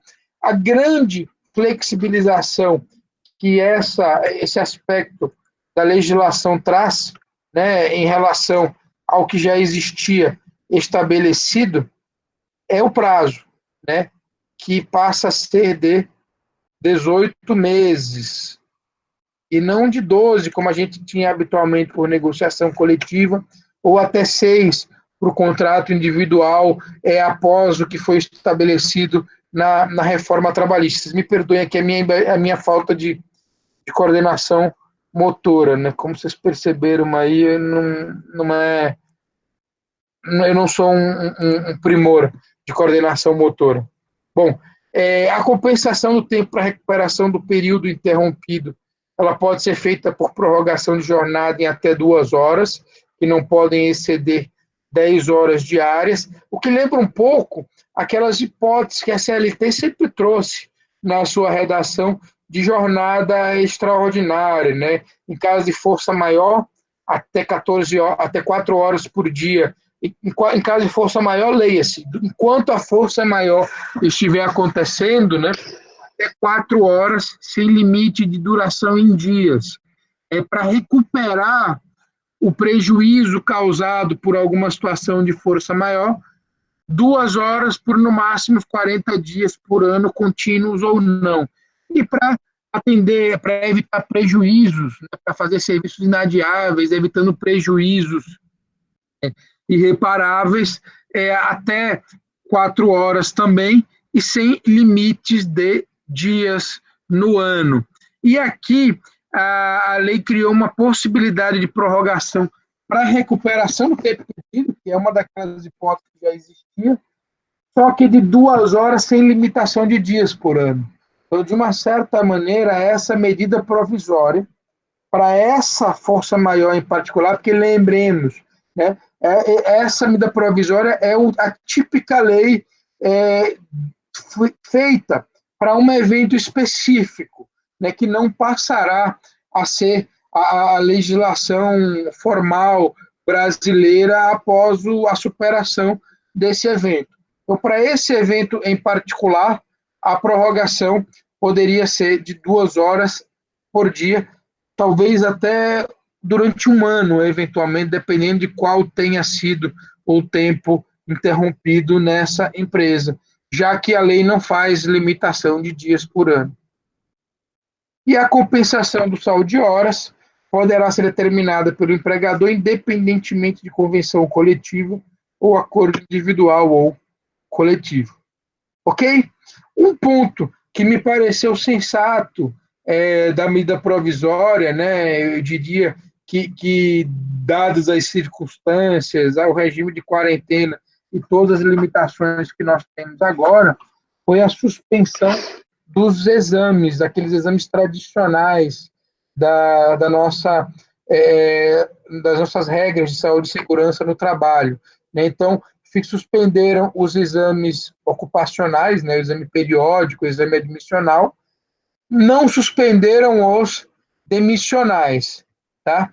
Esses que foram suspensos, né, os admissionais, aí vocês podem me perguntar, bom, mas quem é que vai admitir alguém nesse cenário de crise tão intensa? Olha, eu diria que apesar da crise ser global e muito difundida e generalizada, eu diria para vocês que drogarias, né, supermercados e instituições de saúde eventualmente estão precisando contratar.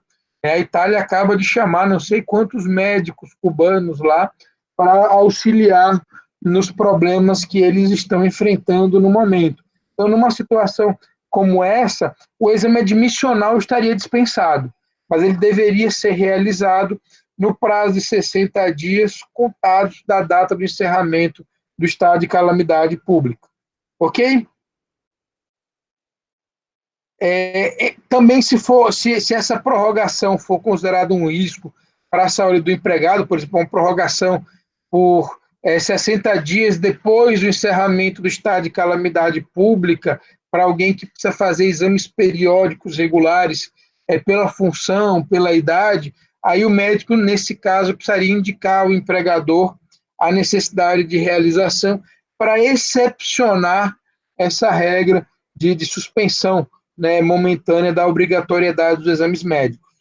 E no caso do exame médico demissional, se o exame periódico tiver sido feito há menos de 180 dias, ele também estaria, por essa razão, dispensado. Ok? Tem alguns treinamentos próprios das nossas normas de saúde e segurança que foram dispensados, né, ou foram substituídos por cursos em AD, né, que a própria lei expressamente condiciona. São aqueles treinamentos para participar de CIPA, para participar do SESMIT, né, enfim, para participar dos órgãos de fiscalização do trabalho.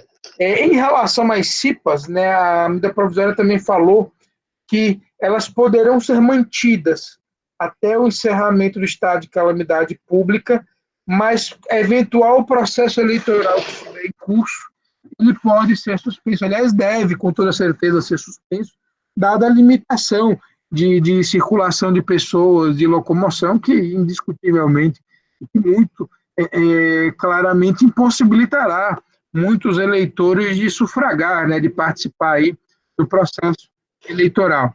Esse é o ponto mais controverso, né, o ponto que, inclusive, levou o presidente da República, após uma saraivada de críticas, recuar, né, e revogar no dia seguinte, em nome da provisória posterior, a 928, todas as disposições que tratavam da suspensão do contrato para qualificação profissional, o que me pareceu realmente um erro. Me pareceu um erro sobre a perspectiva de que existe um regulamento claríssimo sobre o tema, é o artigo 476-A da Consolidação das Leis do Trabalho, que foi, aliás, inserido na consolidação das leis de trabalho por medida provisória, numa época em que as medidas provisórias não tinham validade, não tinham prazo certo, não tinham duração, né, não tinha um dias de quem, digamos assim, termo certo para acabar, e que permanece, portanto, no nosso texto consolidado até hoje. Né? E, na verdade, o que talvez fosse preciso, fosse adequar um pouco mais essa medida provisória 927 para as regras da consolidação das leis do trabalho.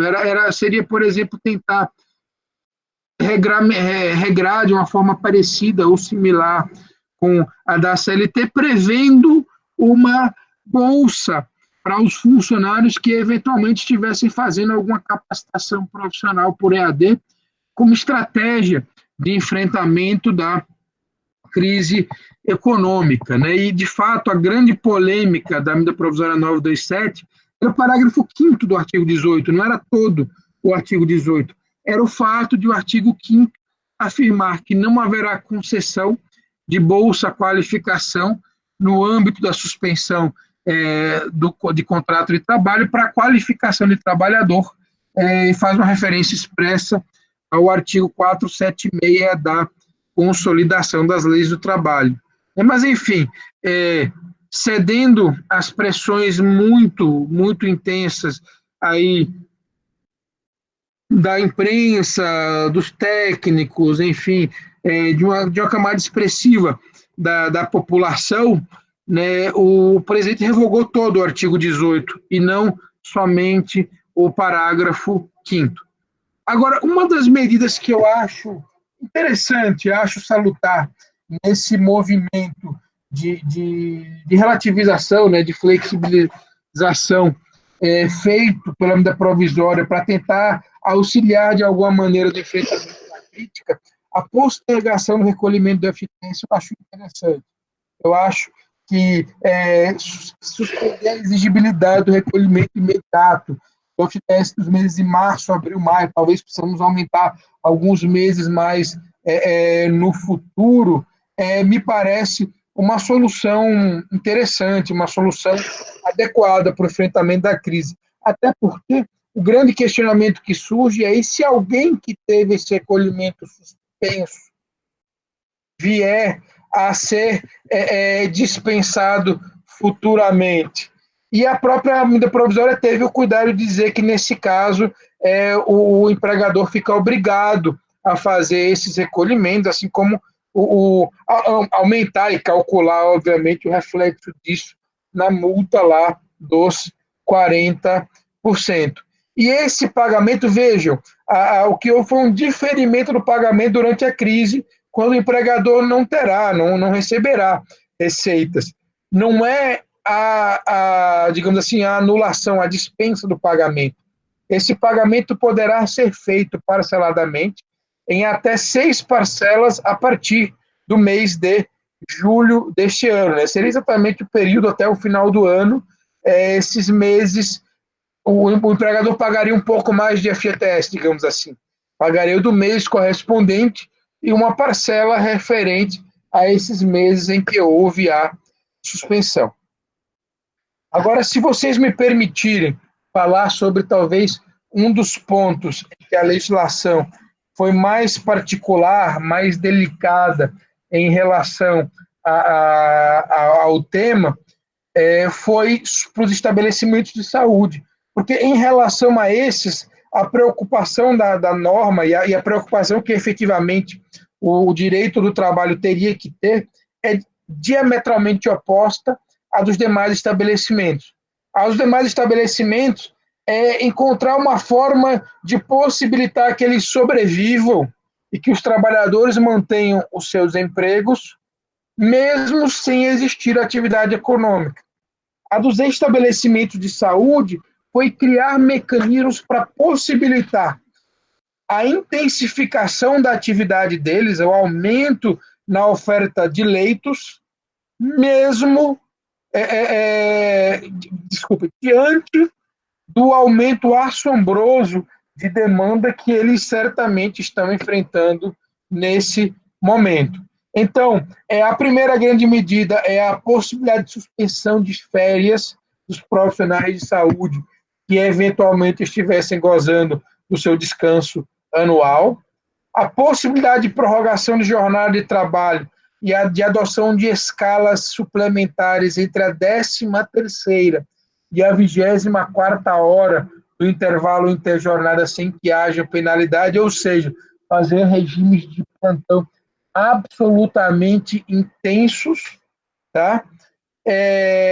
Redução do valor do adicional, essa acho que é a mais controversa, uma das que será mais passível de censura no futuro, né, de invalidação pelo judiciário no futuro, e uma compensação por esses excessos. Eu imagino que um profissional de saúde, no clima adverso que a gente vive hoje, ele poderia eventualmente aí acumular meses de férias em compensação diante do regime de sobretrabalho que muitos devem estar enfrentando nesse momento. Tá? Em relação à redução do adicional, eu trouxe para vocês, até porque, a meu ver, é um dos pontos que vai gerar muita controvérsia em relação a essa medida provisória, eu trouxe para vocês o dispositivo expresso que trata da questão, onde se afirma que, nos casos de excesso de horário por motivo de força maior, a remuneração da hora excedente não será inferior à da hora normal.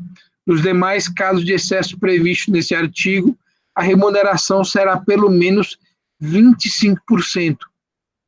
Ora, se a Constituição fala que será de no mínimo 50%, o que vai ser discutido é se esse regime excepcional justifica, inclusive, uma redução numa garantia, num patamar mínimo fixado pela nossa Constituição. E aí, alguns estados excepcionais, como o estado de sítio, estado de defesa, ele permite a relativização de alguns direitos fundamentais. E acho que a discussão sobre a validade ou não dessa redução do adicional vai ser exatamente nesse sentido, né? Se esse estado excepcional que a gente vive, de calamidade pública, de guerra, como disse o presidente francês Macron, justificaria uma flexibilização do adicional ao ponto de reduzi-lo pela metade. Ok? Outro ponto que eu acho muito delicado dessa medida provisória, e acho absurdo até, acho injusto, eu acho várias coisas, eu tenho uma discordância com relação a muitas coisas dessa medida provisória. Eu tenho discordância com relação à estratégia de enfrentamento dessa crise tão particular por meio somente da flexibilização das relações de trabalho. Eu acho que o papel do Estado numa crise dessa proporção era outro. Mas abstraindo um pouco esses meus pensamentos particulares, pessoais, em relação a esse item, eu vejo eu vejo com muitíssima preocupação. O que ele fala é que os casos de contaminação pelo coronavírus não serão considerados ocupacionais, exceto mediante comprovação do nexo causal. É querer, por exemplo, que o porteiro do prédio, que foi contaminado num prédio em que teve um dos moradores que foi diagnosticado com a contaminação, ele tem que provar que foi contaminado no prédio e não foi contaminado no ônibus, ou por familiares que eventualmente ele tenha, que também está cometido da doença. Isso me parece absolutamente excessivo, e acho até que todos os empregadores, independentemente da natureza da ocupação, da natureza do trabalho, que mantiverem os seus empregados em atividade, todos eles estão assumindo o risco, naturalmente, de serem responsabilizados por eventuais contaminações do seu empregador. Eu reconheço que há algumas atividades que não tem como ser paralisada, né? Imagina a cuidadora de um idoso com dificuldade de locomoção, né? Como assim dizer como exigir que o empregador dela dispense a função, a dispense por uma questão de preocupação com a saúde. não é prudente. Mas também não é razoável exigir que, em caso de contaminação, seja ela quem precise provar que o fato de ter que continuar trabalhando quando havia uma recomendação geral de quarentena, não foi isso que gerou a contaminação dela. Então, assim, eu discordo assim, com muita intensidade do teor desse artigo 29 aí da medida provisória. Ok? Aqui algumas questões de menor relevância para a nossa discussão, mas só para chamar a atenção de vocês que elas existem e estão lá na medida provisória. Uma delas é a suspensão dos prazos para a defesa administrativa. Tá? Os prazos processuais, cada tribunal cuidará e a grande maioria deles já tem tido preocupação com isso, né? O de segunda região, 15º Tribunal Superior do Trabalho já fizeram aí as suas portarias de suspensão dos prazos processuais. O que a medida provisória traz é a suspensão dos prazos para defesa administrativas perante o Ministério da Economia, né? A Secretaria de Trabalho do Ministério da Economia. Também tem uma outra questão muito delicada e assim que também denuncia uma desproporção, um desequilíbrio, digamos assim, nas forças entre empregado e empregador nessa medida, assim como, aliás, é um desequilíbrio que tem sido presente nos últimos, pelo menos 3, 4 anos, tem sido visto com muita intensidade, né? Que é a prorrogação dos acordos e convenções coletivas de trabalho pelo empregador, né? Eu transcrevi também o artigo 30 da medida provisória, que fala expressamente que acordos e convenções coletivas vencidos ou vincendos no prazo de 80 dias contados da data da entrada em vigor desta medida provisória poderão ser prorrogados. O que mata a afirmação é a critério do empregador, né? Pelo prazo de 90 dias após o termo final deste prazo. Muito mais do que o efeito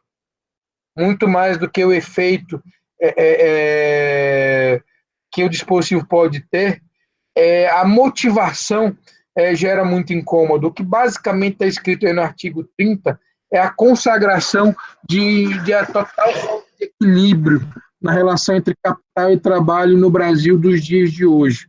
Então, se a convenção coletiva for ruim para o empregado, garantir muitos direitos e não fosse interessante para o empregado a outra atividade, o empregador pode, não fosse conveniente para o empregador, desculpe, a outra atividade, o empregador pode simplesmente recusar a prorrogação.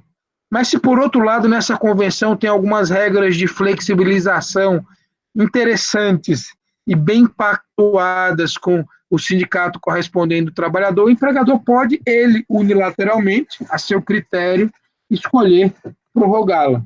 Então, assim, essa expressão entre vírgulas, a critério do empregador, ela para mim tem um valor absolutamente simbólico, né? Bem mais do que o efeito prático que ela poderá ter, o valor simbólico é inquestionável e bastante delicado. Também tem uma regra de atuação suave dos fiscais, que também não me parece nem um pouco adequada, mas, enfim, ela também trouxe as suas interpretações, né? Então, assim, a partir do início do vigência dessa medida provisória, durante 180 dias são 6 meses. Os auditores fiscais de trabalho atuarão de maneira orientadora, ou seja, não vai haver autuação, salvo naquelas questões mais delicadas do direito do trabalho, como falta de registro, situação de grave e iminente risco, ocorrência de acidente fatal e trabalho em condições análogas a de escravo ou trabalho infantil. Em relação a todos os outros temas, durante 6 meses, segundo esse dispositivo, não poderá haver autuação, mesmo que o fiscal detecte a irregularidade e mesmo que, eventualmente, aquele empregador já seja reincidente em relação àquela matéria. Então, assim, me parece uma solução do ponto de vista da organização das funções estatais, da fiscalização do trabalho como uma delas, muito, muito delicada, muito delicada. Eu não sei porque, por mais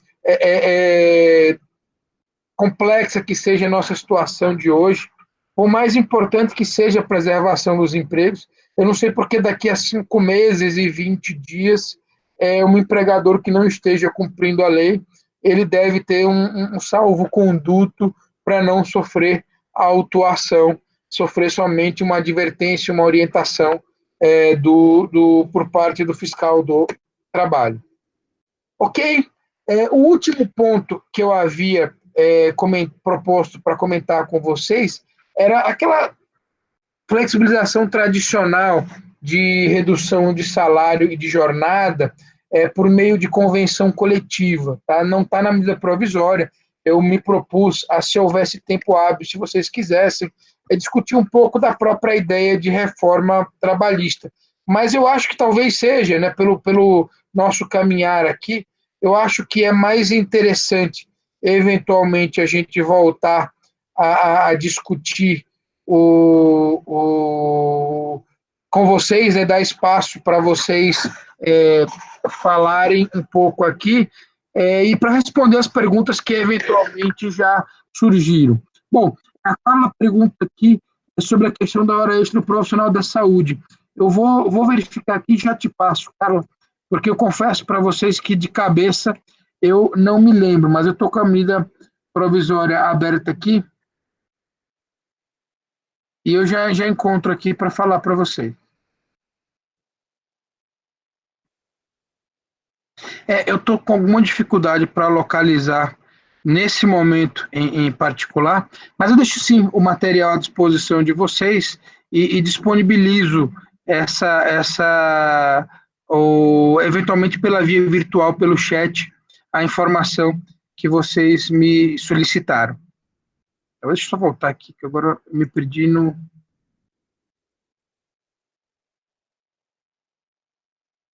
arquivo do Meet. Deixa eu ver qual é a próxima pergunta.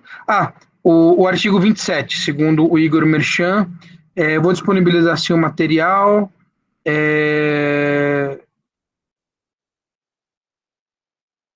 Acha que muitos colaboradores conseguirão a anulação no judiciário desses acordos individuais, que em partes possam ser abusivos ou inconstitucionais? Maurício, eu tenho muitos questionamentos em relação à abrangência que a gente vai dar e a relativização de direitos por meio desse estado excepcional. Né? Lembrando que situações excepcionais, como estado de defesa, estado de sítio, estado de sítio, eles relativizam, inclusive, direitos fundamentais. Tá? E pode ser que a gente passe por alguma discussão em relação a esses temas na apreciação do judiciário dessas questões no futuro. Deixa eu ver se tem mais algum questionamento aqui no chat. 27 fala em compensação, sim. Rogério, as empresas podem aproveitar colaboradores em áreas diferentes, com maiores demandas, sem que seja configurado desvio de função? Não houve nenhum permissivo expresso nesse sentido, Carlos, mas eu não vejo maiores problemas em relação a isso, não. Acho que se for uma solução, uma alternativa para evitar dispensas, eu ousaria dizer sim, que é uma solução adequada, sim. Bom, a Fabiana pergunta se o material vai colocar para aparecer. Eu pensei que ele, de fato, estivesse aparecendo durante as minhas exposições, né? Mas eu vou disponibilizar para vocês, acho que é mais interessante até. Aliás, deixa eu fazer uma pergunta. Eu não sou tão bem entendido assim de tecnologia, mas eu queria saber se há uma forma de disponibilizar aqui via Classroom para vocês já receberem. Tá? Se não houver, eu vou pedir a equipe lá da ESA para fazer esse levantamento e depois deixo à disposição de todos vocês. Então, eu acho que eu venci com isso as perguntas feitas aí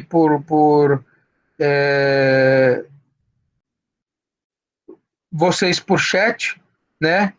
Mas então eu aproveitaria para perguntar se vocês não têm nenhuma outra pergunta, se vocês teriam mais algum questionamento a fazer agora oralmente pelo microfone, ou alguma observação, ou algum comentário, alguma exposição, alguma manifestação. Eu queria efetivamente passar a palavra para vocês, para que a gente terminasse um pouco sem esse clima de monólogo, né? Com um pouco mais, ou até ouvir a opinião de vocês em relação a esse tema. Desculpem, em relação a... Pois não, pode fazer a pergunta. Não, professor, eu ia só simplesmente, eu acredito que a pergunta que eu fiz sobre os 25%, na verdade, ela não está na MP, a MP faz menção ao artigo 61 da CLT, não é? Exatamente. Parágrafo 2º? Exatamente, é isso mesmo, é o artigo 61, parágrafo 2º. É isso mesmo, ela não está no texto da MP, você de fato matou a charada agora. Está no artigo 61, eu vou até acrescentar aqui no material que eu vou disponibilizar para vocês essa sua observação. Está no artigo 61, parágrafo 2º, só que esse artigo ele é expressamente mencionado, né, na medida provisória. No artigo 26. Exatamente, é isso mesmo. O artigo 26 faz remissão ao artigo 61 da CLT. Exatamente isso. Muito obrigado pela observação. Quem está falando? É a Carla. Carla, obrigado. Obrigado pela sua manifestação, pela sua intervenção. Era isso mesmo. Então, tá bom. Tem uma outra pergunta aqui. Professor, tendo em vista que os empregados já estão em casa, como podemos formalizar um acordo formal com relação ao banco de horas da medida provisória?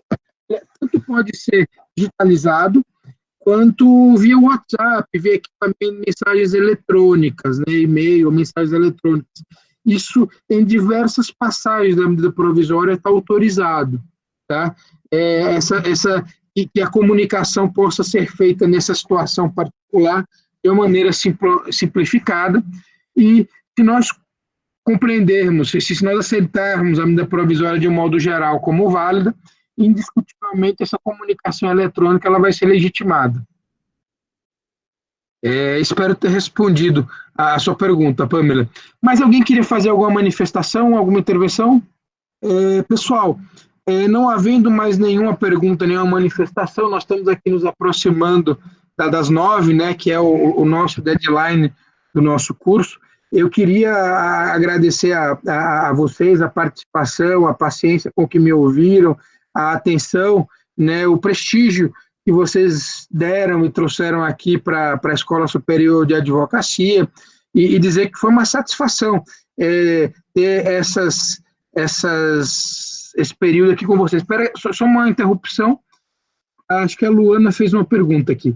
Quanto ao aproveitamento de feriados, é cabível a inclusão dos finais de semana em que o empregado tem por contrato trabalhista de segunda a sexta? Não, na verdade, o domingo, o descanso semanal remunerado não foi contemplado, somente feriados, né, descanso semanal remunerado em hipótese alguma, e normalmente, quando a jornada é de segunda a sexta, a gente considera o sábado um dia não trabalhado e não remunerado, né? A gente considera que não foi incluída, quando não há aquela jornada inglesa para compensação, as 48 horas a mais de segunda a sexta para não haver trabalho no sábado, a gente não considera o sábado dia não trabalhado e não pago, tá? Então também não haveria compensação com esse dia aí. Eu espero ter respondido a sua pergunta, Luana. Mas, de resto, então, se tiver respondido, queria agradecer, Maurício, obrigado pelas palavras gentis, Vanessa, Luana, Carla, todos vocês, a todos, muito obrigado aí pela atenção, pela participação de vocês. Foi, de fato, uma grande satisfação poder compartilhar ideias com vocês aqui. A Mara faz uma pergunta ainda, né, considerando que o empregado ciente, esclarecido, concorda com o acordo, porque ele questionaria na justiça depois. É uma boa pergunta, Mara. Maria, desculpa, Mara não, Maria, é uma boa pergunta, Maria, mas da minha experiência profissional, eu já vi isso acontecer demais, né? Às vezes a relação de trabalho é como uma relação amorosa, né? Enquanto ela está vigente, tudo são flores, maravilhas, só elogios, só coisas boas a considerar. E aí, quando encerra, parece que não houve coisa boa nenhuma, né? Parece que apaga da mente, da memória, todos os bons momentos, todos os combinados, todos os acordados, todas as medidas combinadas pelas duas partes, e tudo viram, e parece que sempre foi um tormento a relação de emprego desde o primeiro dia até o final. E aí, com esse sentimento, a pessoa acaba, mesmo aquele mesmo aquele empregado ciente, esclarecido, que havia concordado com o acordo, ele às vezes, por mágoa, acaba propondo uma ação na justiça depois. Eu costumo dizer muito para meus alunos, né? Eu particularmente dou aula na graduação tanto de Direito quanto de Administração de Empresas, mas em especial para os meus alunos de Administração, o que depois vira problema na justiça do trabalho, muito mais do que erro matemático, são as mágoas, né? Eu tenho essa convicção pessoal de que muitos trabalhadores processam seus empregadores, os trabalhadores processam seus empregadores muito mais por mágoa do que propriamente por erro matemático, por ter recebido menos do que estava previsto no contrato ou estabelecido na legislação. Tá? Então, assim, talvez isso é para tentar justificar para você o que parece justificável, que é porque essa pessoa que concordou ainda assim processaria o seu empregador. Mas eu espero, de alguma forma, com essa reflexão, ter ajudado a respondê-la.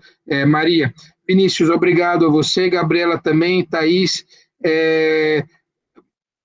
Maria, Kimberly, uma manifestação da Maria aqui no final, mas enfim, agradeço a todos aí pela atenção com que vocês me ouviram, pela participação de vocês, foi uma grande alegria, uma grande satisfação poder desfrutar aí dessas 2 horas com vocês. Um grande abraço, cuidem-se, acho que essa é a mensagem final que eu deixo aqui, cuidem-se, que o momento é de fato muito delicado, tá bom? Eu vou encerrar aqui, então, já a nossa transmissão